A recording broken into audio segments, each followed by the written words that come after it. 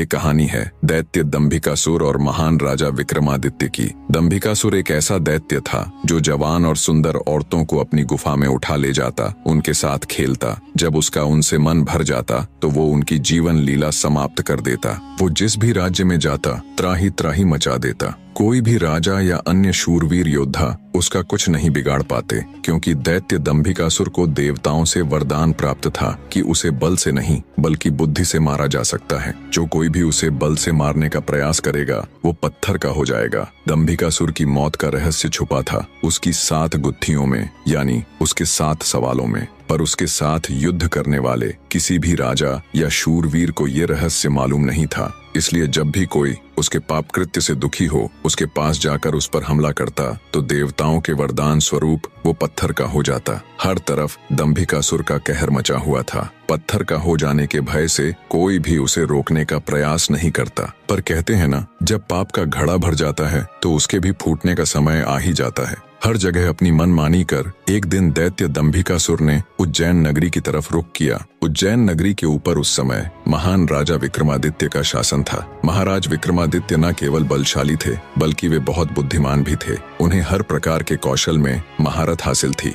उन्हीं दिनों में विक्रमादित्य की नगरी उज्जैन में एक धनी साहूकार रहता था। साहूकार के 2 लड़के थे। बड़े का नाम महेंद्र था और छोटे का लखन। बड़े लड़के का विवाह तो साहूकार ने कर दिया था, पर छोटे बेटे का विवाह करने से पहले ही वो ईश्वर को प्यारे हो गए। पिता के गुजर जाने के बाद कामकाज और व्यापार संभालने की सारी जिम्मेवारी दोनों भाइयों पर आ गई। दोनों भाई दिल लगाकर कारोबार संभालने में लग गए। दोनों भाई जब काम कर शाम को घर आते तो दरवाजे पर खड़ी महेंद्र की पत्नी अपने पति को दाएं हाथ से लोटा भरकर पानी देती और बाएं हाथ से अपने देवर लखन को। एक दिन लखन ने सोचा, भाभी हर रोज मुझे बाएं हाथ से पानी पीने को देती है, आज मैं उनके दाएं हाथ से पानी पीऊंगा। शाम को जब दोनों भाई काम से लौटे तो लखन अपनी भाभी के बाएं हाथ से पानी पीने के लिए अपने खड़े होने के स्थान को बदलकर अपने बड़े भाई महेंद्र की जगह पर खड़ा हो गया और बड़ा भाई महेंद्र उसकी जगह पर खड़ा हो गया। लखन की भाभी जब उनको पानी देने के लिए आई तो उसने एक हाथ को दूसरे हाथ के ऊपर से करते हुए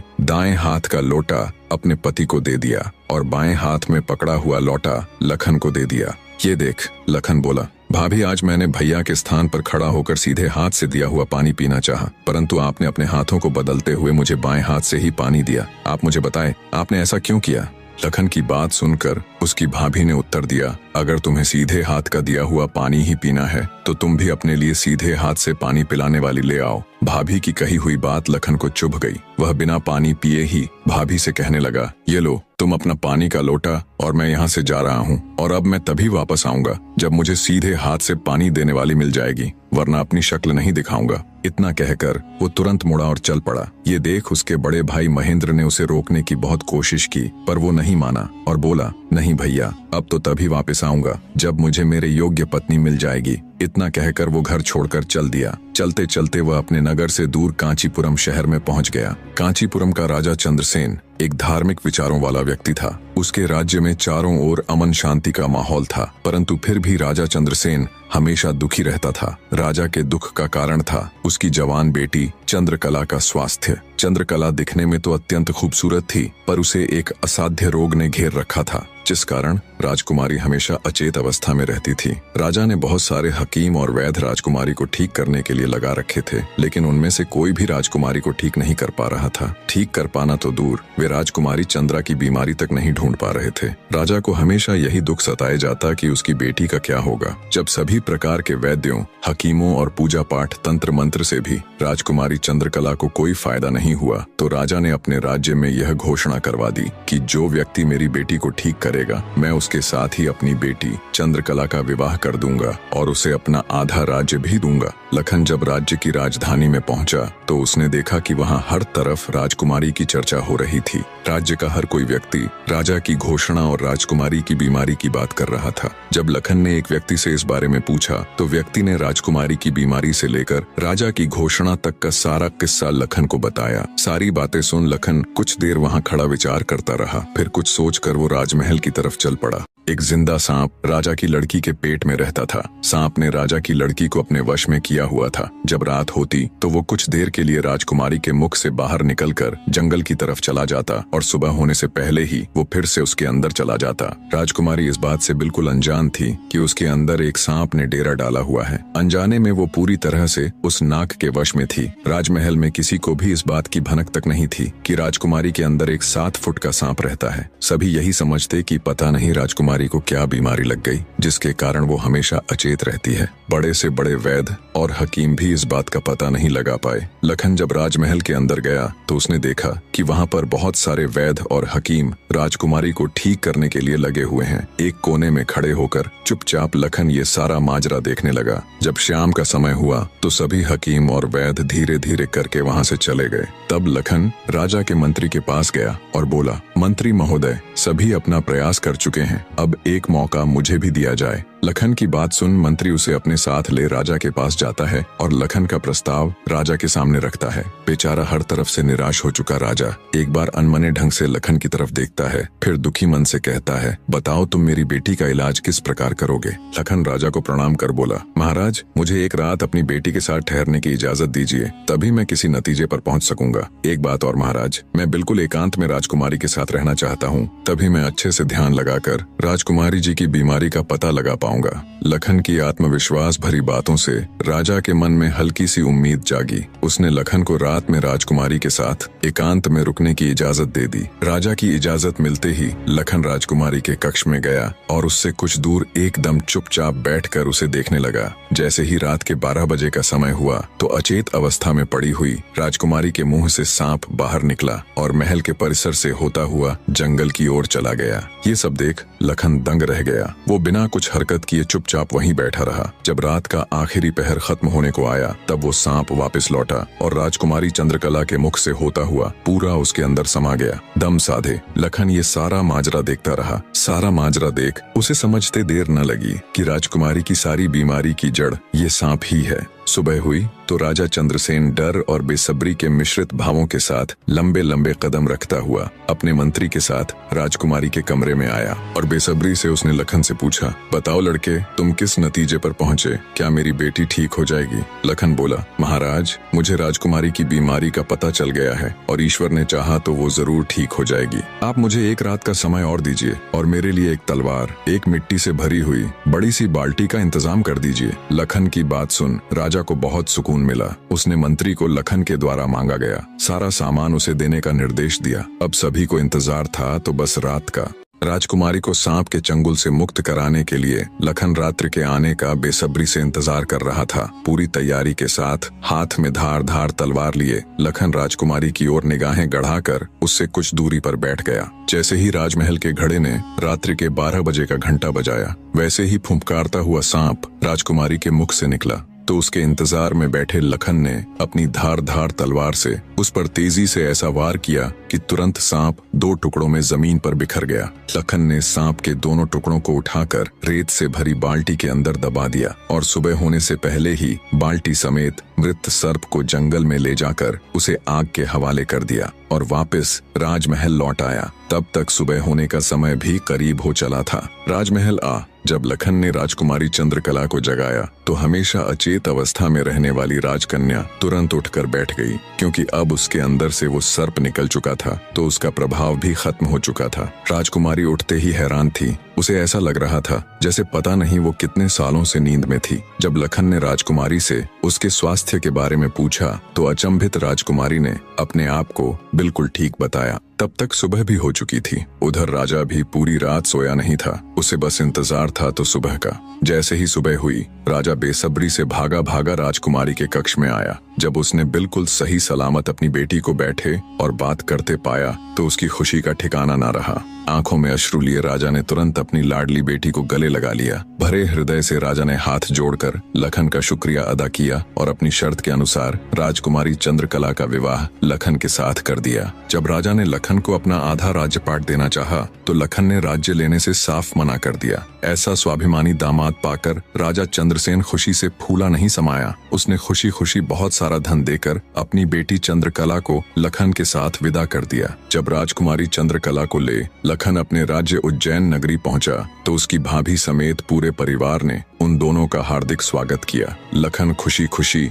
अपनी नवविवाहिता पत्नी राजकुमारी चंद्रकला के साथ रहने लगा। कुछ ही दिन बाद उज्जैन नगर में एक भव्य समारोह था, जिसमें राजकुमारी चंद्रकला भी अपनी भाभी के साथ समारोह देखने गई हुई थी। तभी मेले में दूसरी तरफ से दैत्य दंभिकासुर ने प्रस्थान किया। इतने बड़े दानव को देख समारोह में हड़कंप मच गया। हर कोई अपनी जान बचाने के लिए इधर उधर भाग रहा था। दैत्य को देख राजकुमारी चंद्रकला भी अपनी भाभी के साथ जब समारोह से भागकर जाने लगी, तभी दंभिकासुर की नजर राजकुमारी चंद्रकला पर पड़ गई। राजकुमारी के रूप यौवन को देखते ही दानवराज दंभिकासुर उस पर मोहित हो गया। दैत्य अपने पूरे जीवन काल में बहुत सी स्त्रियों के साथ खेला था, पर आज तक उसने इतनी सुंदर स्त्री कभी नहीं देखी थी। पलक झपकते ही उसने चंद्रकला को उठा लिया और उसे राज्य के बाहर अपनी गुफा में ले गया। राजकुमारी चंद्रकला का रो रो कर बुरा हाल था। उस बेचारी की तो किस्मत ही खोटी थी। कितने सालों तक वो उस नाग के चंगुल में फंसी रही। कुछ ही दिन पहले नाग से आजाद हुई थी। सोचा अब जिंदगी अच्छे से गुजरेगी, पर अब दैत्य दंभिकासुर ने उसे अपनी गुफा में ला पटका। न तो उसके आंसू रुकने का नाम ले रहे थे और न वो किस्मत को कोसने से। उसकी मनमोहक सुंदरता से अभिभूत दैत्य ने उसके साथ किसी प्रकार का बल प्रयोग नहीं किया। वह उस अद्भुत नारी को जबरदस्ती नहीं बल्कि उसकी सहमति से प्राप्त करना चाहता था। दंभिकासुर ने राजकुमारी से कहा, या तो तू अपनी मर्जी से मेरे साथ रहने के लिए सहमत हो जा, अन्यथा आजीवन तू ऐसे ही मेरी कैद में सड़ती रहेगी। दैत्य की बात सुन राजकुमारी चंद्रकला गुस्से से रोती हुई बोली, मैं तुम्हारे साथ रहने से पहले मरना पसंद करूंगी, और अगर तुम ये सोचते हो कि तुम मुझे यहाँ उठा लाए तो मैं तुम्हारी हो गई, तो ये तुम्हारी सबसे बड़ी भूल है। मेरा पति मुझे ढूंढते हुए यहाँ जरूर आएगा और वो तुझे छोड़ेगा नहीं। राजकुमारी की बात सुन दंभिकासुर घिनौनी हंसी हंसते हुए बोला, लगता है तुम पागल हो गई हो। मैंने तुम्हें यहाँ 7 तालों के भीतर बंद किया है। यहाँ तक किसी का भी पहुँचना असंभव है, और अगर गलती से कोई यहाँ तुझे ढूंढता हुआ आ भी गया तो मैं उसे एक कीड़े की तरह मसल दूंगा। ये तो तेरी सूरत मुझे भा गई, वरना अब तक तू भी कब की ऊपर जा चुकी होती। तेरी भलाई इसी में है कि तू स्वेच्छा से मेरी बात मान जा, वरना अंजाम बहुत बुरा होगा। इतनी बात कह दंभिकासुर वहां से चला गया। उधर जब मेले से दंभिकासुर राजकुमारी को उठाकर ले गया था तो लखन की भाभी बेचारी बेबस और लाचार सी बस उसे देखती रह गई। बहते अश्रुओं के साथ वो घर जाती है और सारा किस्सा लखन को कह सुनाती है। भाभी की बात सुन लखन के पैरों नीचे से जमीन सरक जाती है। वो तुरंत भारी कदमों से अपनी पत्नी चंद्रकला को खोजने निकल पड़ता है। कई दिनों तक जंगलों और शहरों की खाक छानता भूखा प्यासा लखन अपनी पत्नी को ढूंढता ढूंढता भटक रहा था। तभी उसे एक कुटिया दिखाई देती है। थका हारा लखन जब कुटिया के अंदर जाता है तो उसे अंदर एक साधु बाबा दिखाई देते हैं। लखन उनको प्रणाम कर वहीं बैठ जाता है। लखन की हालत देख महात्मा जी ने पहले उसे अच्छे से जलपान कराया और फिर बोले, बेटा तुम कौन हो और यहाँ जंगलों में क्यों भटक रहे हो। तब लखन महात्मा जी को अपनी सारी व्यथा कह सुनाता है। लखन की सारी दास्तान सुन महात्मा जी बोले, बेटा तुम जिस राक्षस की बात कर रहे हो उसका नाम दैत्य दंभिकासुर है। वो जहाँ भी जाता है तबाही मचा देता है। आज तक उसे कोई भी परास्त नहीं कर पाया। जिसने भी उससे मुकाबला करने की कोशिश की वो पत्थर का बन गया। इसलिए मेरी सलाह मानो और वापस अपने घर लौट जाओ, इसी में तुम्हारी भलाई है। उसके पीछे जाकर क्यों अपने प्राण गंवाते हो। साधु की बात सुन क्षण भर के लिए लखन सन्न रह जाता है। थोड़ी देर बाद धड़कते दिल के साथ उठकर वो महात्मा जी के चरण पकड़ लेता है। उसकी आंखों में डर और साहस के मिश्रित भाव थे। अपनी पत्नी को याद कर लखन ने आंखों में आंसू भरकर कहा, नहीं महाराज, मैं ऐसा कदापि नहीं कर सकता। मेरी पत्नी उस दैत्य के चंगुल में है और उसे छुड़ाने के लिए मैं कुछ भी कर सकता हूँ। हे साधु बाबा, अब आप ही मेरी आखिरी उम्मीद हैं। घर तो मैं नहीं जाऊंगा, चाहे मेरे प्राण ही क्यों न चले जाएं। लखन की बात सुन साधु महाराज ने गहरी सांस ली और कुछ पल सोचने के बाद कहा, देख लो बेटा, मैं एक बार फिर कह रहा हूँ, उस दैत्य के सामने तुम्हारे बचने की संभावना बहुत कम है। लखन बोला, महाराज मुझे मेरे प्राणों की जरा सी भी फिक्र नहीं है। आप तो बस मुझे उस तक पहुँचने का मार्ग बताए कृपया। लखन के दृढ़ निश्चय को देख महात्मा जी ने फैसला किया कि वे उसकी मदद करेंगे। गहरी सांस लेते हुए वे बोले, तो सुनो बेटा, दैत्य दंभिकासुर कोई साधारण राक्षस नहीं है। उसने सालों तपस्या करके देवताओं को प्रसन्न कर उनसे वरदान वरदान प्राप्त किया है कि जो कोई भी प्राणी उस पर हमला करेगा तो वह तुरंत पत्थर का बन जाएगा। उसे पराजित करने का सिर्फ एक ही उपाय है, वो है उसकी 7 गुत्थियों को हल करना, यानी उसके 7 प्रश्नों के सही जवाब देना। अगर तुम्हारे एक भी जवाब से वो संतुष्ट नहीं हुआ, अर्थात तुमने गलत जवाब दिया, तो भी तुम तुरंत पत्थर के बन जाओगे। उसके हर एक सवाल के हर सही जवाब के साथ उसकी शक्ति कम होती चली जाएगी और उसके सभी 7 प्रश्नों का ठीक ठीक जवाब देने पर अंततः वो शक्तिहीन हो जाएगा। फिर तुम उसके ऊपर आक्रमण कर उसे पराजित कर सकते हो। पर बेटा, वो बिना शक्तियों के भी बहुत बलशाली है, तुम फिर भी उसका मुकाबला नहीं कर पाओगे। महात्मा जी की बात सुन और दैत्य दंभिकासुर को पराजित करने का पूरा उपाय जान। डर की लहर के साथ लखन का पूरा शरीर झनझना जाता है, पर फिर वो अपनी पत्नी को याद कर दैत्य दंभिकासुर के पास जाने का निर्णय लेता है। लखन ने महात्मा जी के चरण छूकर कहा, महाराज, मैं तैयार हूँ, कृपया मुझे उस दैत्य के पास जाने का मार्ग बताएं। महात्मा जी ने लखन को आशीर्वाद देते हुए दैत्य दंभिकासुर की गुफा का रास्ता बता दिया। दृढ़ निश्चय कर एक अदम्य जोश के साथ लखन दंभिकासुर की गुफा की ओर चल पड़ता है। कुछ देर तक कठिन यात्रा करने के बाद लखन उस भयानक गुफा के द्वार पर पहुंच जाता है। वह अपनी तलवार निकालकर गर्जना करता है, दंभिकासुर बाहर आ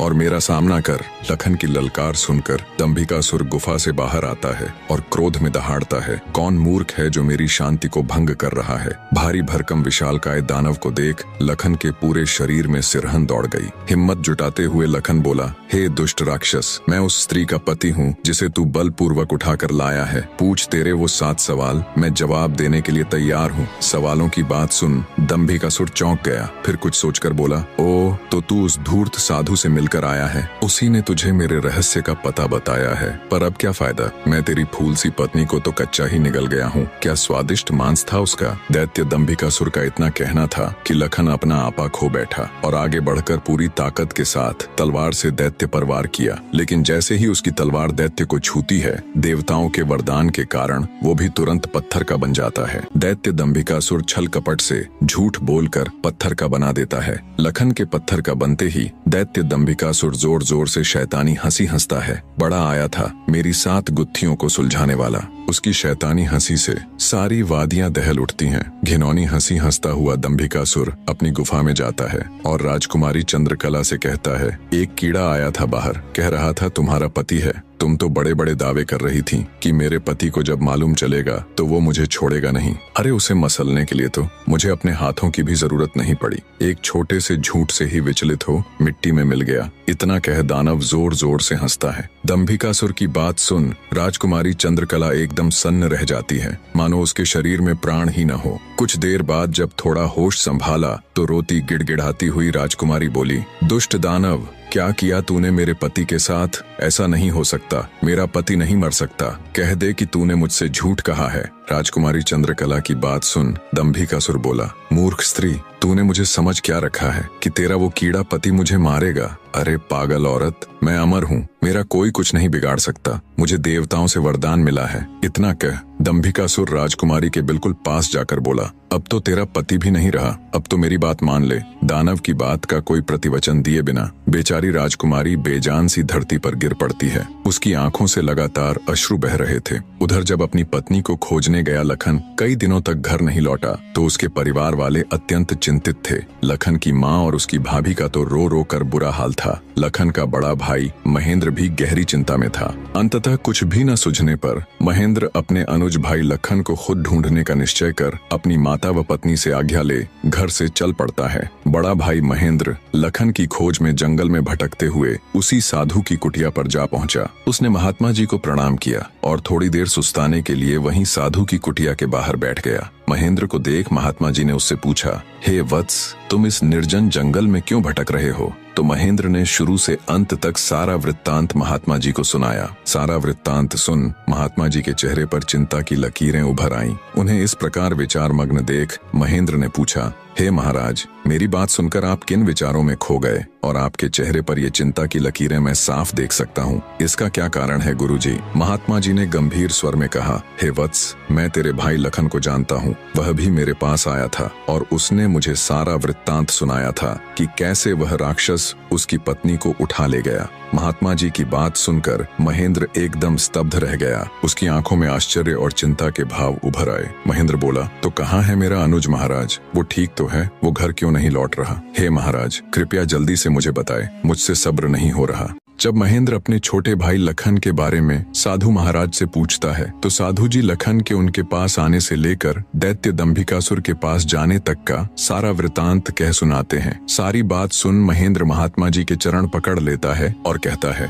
हे साधु महाराज, आप तो सर्वज्ञानी हैं। जब आपको दैत्य दंभिकासुर के रहस्य के बारे में पता था तो अवश्य आप ये भी जानते होंगे कि लखन का यहाँ से जाने के बाद क्या हुआ। हे महाराज, कृपया मुझे बताए कि आगे क्या हुआ। तब साधु बाबा गंभीर स्वर में बोले, हे वत्स, आगे वही हुआ जिसका मुझे पहले से ही भय था। मैंने लखन को जाने से पहले बार बार समझाया था और उसे अच्छी तरह से उस दुष्ट दानव की शक्तियों से अवगत भी करवाया था, पर उसने मेरी बात नहीं मानी और अपनी पत्नी को बचाने के लिए उस दैत्य से भिड़ गया। फलस्वरूप उस धूर्त दानव ने छल कपट से उसे भी पत्थर का बना दिया। इतना सुनते ही महेंद्र को कांटो तो खून नहीं, उसका चेहरा एकदम से पीला पड़ गया और हल्क सूख गया। कुछ दिन पहले ही तो उनके पिताजी उन्हें छोड़कर चले गए थे और अब उसे जान से भी प्यारा छोटा भाई लखन भी पत्थर का बन गया। उसकी हालत देख महात्मा जी उसे सांत्वना देते हुए बोले, बेटा अब क्या हो सकता है, होनी को कौन टाल सकता है। महेंद्र तो जैसे शून्य में था, मानो उसके शरीर में प्राण ही ना हो। कुछ देर तक वहाँ घोर सन्नाटा छाया रहा।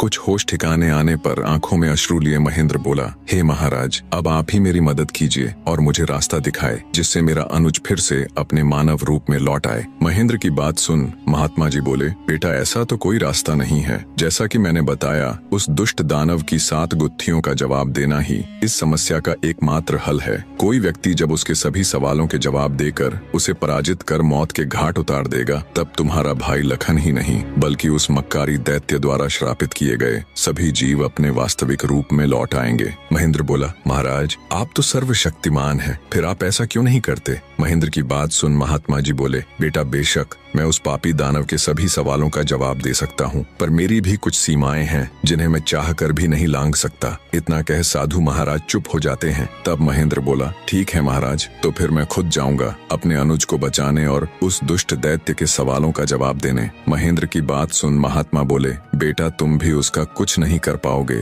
फलत अपने भाई की तरह उसके जाल में फंसकर पत्थर के बन जाओगे। फिर भी अगर तुम जाने का निश्चय कर ही चुके हो तो एक बात का ध्यान रखना, वो दुष्ट तुम्हें भटकाने की कोशिश करेगा। उसकी बातों पर कोई भी प्रतिक्रिया दिए बिना सीधे उससे बस उसके सवाल पूछना। साधु महाराज के निर्देश सुन महेंद्र जी महाराज कह साधु से विदाई लेकर दैत्य दंभिकासुर की गुफा की ओर चल देता है। कठिन यात्रा करने के पश्चात महेंद्र उस भयानक गुफा के द्वार पर पहुंच जाता है और दैत्य दंभिकासुर को पुकारता है, हे दुष्ट दानव, बाहर आ, मैं आज तेरे सभी सवालों के जवाब दे तेरा काम तमाम कर दूंगा। महेंद्र की बातें जब दंभिकासुर सुनता है, गुस्से से लाल पीला हो दंभिकासुर गुफा से बाहर आकर दहाड़ने लगा। अब कौन मूर्ख मेरे हाथों से मरने आया है। उसकी दहाड़ इतनी शक्तिशाली थी कि पूरा जंगल थर्रा उठा। महेंद्र ने भी जब दैत्य के विकराल रूप को देखा तो क्षण भर के लिए तो वो भी ठिठका, पर फिर गुस्से से गर्जना करते हुए बोला, तो तू है वो दुष्ट राक्षस जिसने मेरे भ्राता की धर्मपत्नी का हरण किया और मेरे अनुज को पत्थर का बना दिया। दुष्ट दानव, आज तेरा अंत निश्चित है। पूछ फरेबी राक्षस, कौन से हैं तेरे वो 7 सवाल, मैं भी तो जानूं।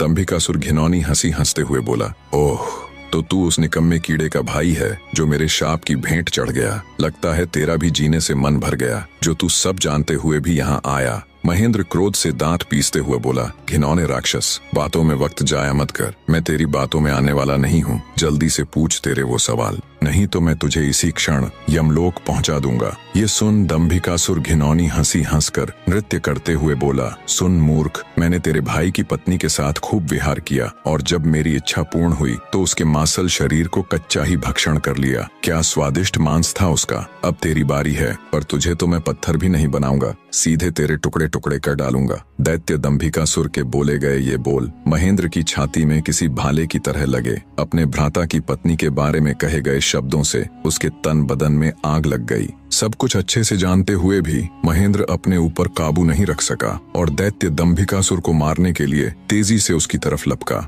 जैसे ही उसने दैत्य के ऊपर अपनी पूरी ताकत लगा तलवार से वार किया, वैसे ही अपने भाई की तरह पल भर में वो भी पत्थर का बन गया। उसके पत्थर का बनते ही दंभिकासुर हंसते हुए बोला, तुम दोनों भाइयों की किस्मत में यही था कि तुम दोनों युगों युगों तक मेरी गुफा के प्रहरी बनकर रह जाओगे। इतना बुदबुदाकर दंभिकासुर अपनी गुफा में जाता है और राजकुमारी चंद्रकला को भी ये सब बता देता है और कहता है, तेरे दोनों रक्षक तो मेरे सामने ढेर हो गए, अब तू किसकी आस लगाए बैठी है, मूर्ख स्त्री। राजकुमारी चंद्रकला के रो रोकर आंसू सूख चुके थे, अब बचा था तो केवल क्रोध और ज्वाला। जलती हुई आंखों के साथ गुस्से में दहाड़ती हुई राजकुमारी बोली, दुष्ट राक्षस, तू क्यों इतना खुश हो रहा है? मुझे तेरा अंत साफ नजर आ रहा है, देख मेरी आंखों में। राजकुमारी चंद्रकला के तेवर देख और उसकी बात सुन दंभिकासुर विचलित सा हो जाता है और बिना कुछ कहे ही वहां से चला जाता है। उधर लखन महेंद्र के घर में तो लखन के न आने से पहले ही मातम पसरा हुआ था। ऊपर से अब महेंद्र भी वापस नहीं लौटा तो उसकी पत्नी और माँ का बुरा हाल था। अंततः महेंद्र की पत्नी अपनी सासू माँ से कहती है, माँ जी, आखिर कब तक हम ऐसे ही रोते बिलखते उनका इंतजार करते रहेंगे? बहू की बात सुन बुढ़िया माँ बोल पड़ी, तो और बेटी हम कर भी क्या सकते हैं इसके सिवाय? महेंद्र की पत्नी बोली, हम अपने राजा के पास जाकर उनको ये सब बताएंगे, वो अवश्य हमारी मदद करेंगे। बहू की बात बूढ़ी माँ को उचित लगी। दोनों तुरंत राजा विक्रमादित्य के पास चल पड़ती हैं। कहानी का अगला अध्याय भी बहुत जल्दी आने वाला है, बने रहे।